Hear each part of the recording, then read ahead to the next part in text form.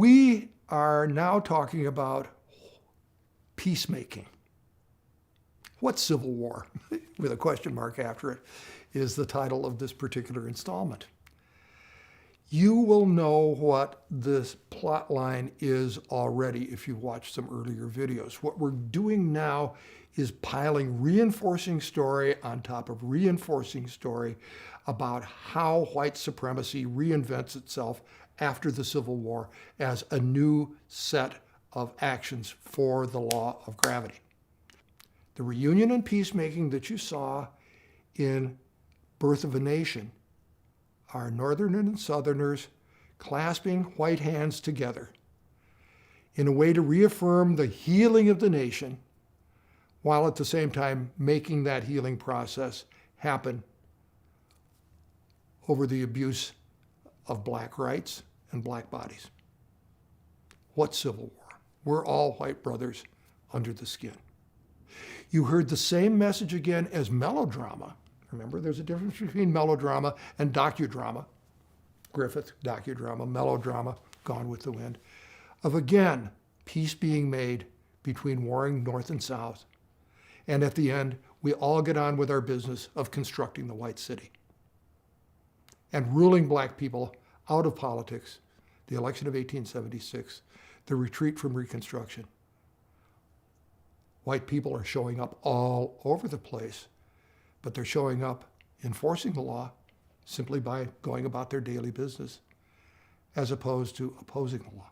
So now we are in a period of time between, say, about 1910 and 1912, 1913, and we're having literal peacekeeping and peacemaking being made by the people who were at war with each other.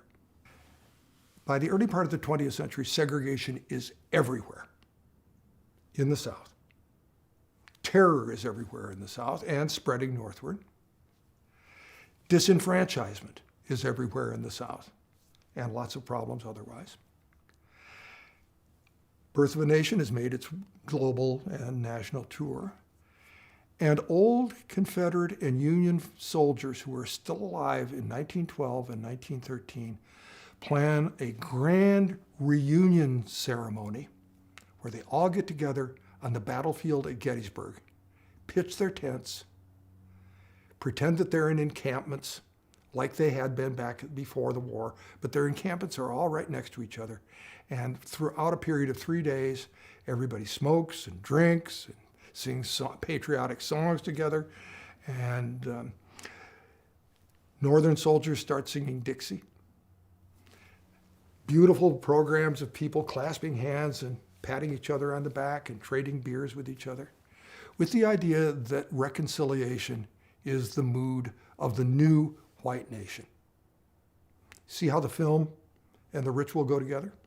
The second thing that is important to happen, that happens is, and this is really important to stress, during this exact same period of time, starting in 1890, you can actually pick the date when this happens. Mississippi puts together a new constitution that's emulated by every other southern state. What it does is repeal its constitution of 1868, which was all about being written by black people so that they could have the right to vote. The new Constitution of 1890, it's called the Mississippi Plan because it's adopted by other states, completely segregates everything, including outlawing interracial marriage, and sets up separate prisons, sets up separate schools, sets up separate but equal. 1896 is the famous decision that's made of separate but equal that comes out of the Supreme Court from that year. You can see it all piling up on top of itself. This is when the Klan is really busy. This is when the white leagues are really active. This is when the Klan is spreading across the South. And black resistance, again, is something that happens by African American people insisting on their right to bear arms. The Mississippi Plan is basically a political document for a segregated white supremacist world. And it's adopted wholesale by a lot of other southern states in a way that neutralizes the 14th and 15th Amendments. While that's going on, these ladies that you see in this other image are convening at Arlington National Cemetery, the place where our military heroes are buried, right? Arlington National Cemetery, you might know this, you might not, it should surprise you, is the former Robert E. Lee plantation, and a very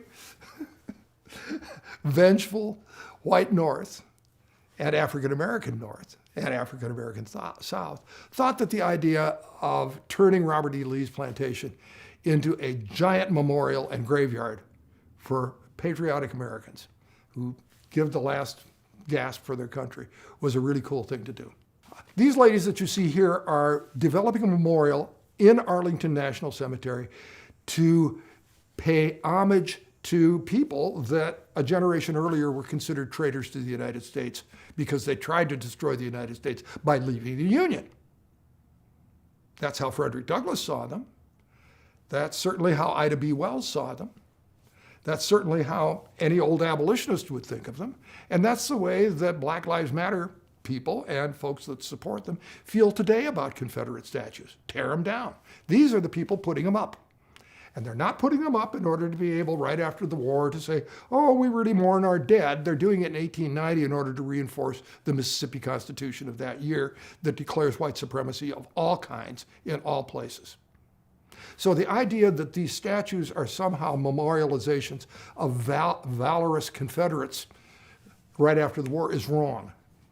The statues that are being torn down today all over the United States were populating this part of the world and all over the United States at the turn of the century, when the white city was going, when we had our empire, when we've done Birth of a Nation, and now we're turning Confederates into American heroes.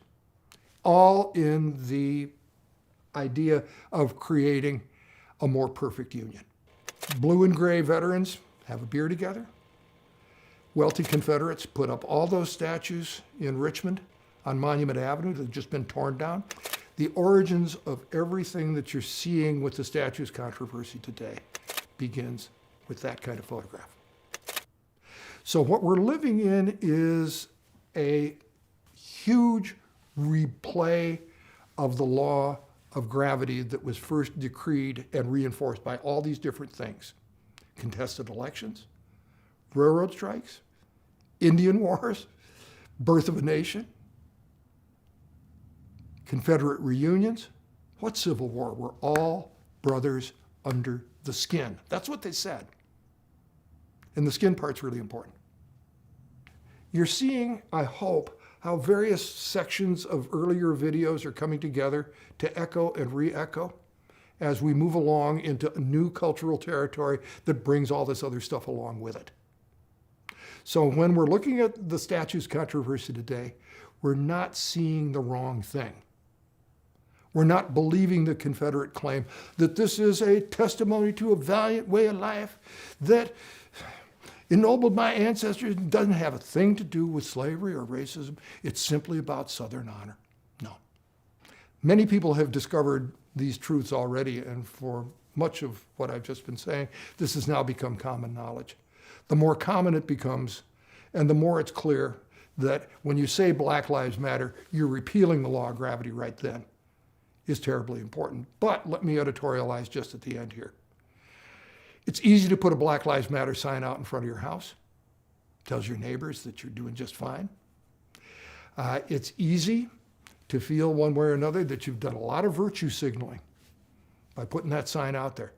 Let me suggest to you that it might be different if you put it on a t-shirt and walked into any major department store.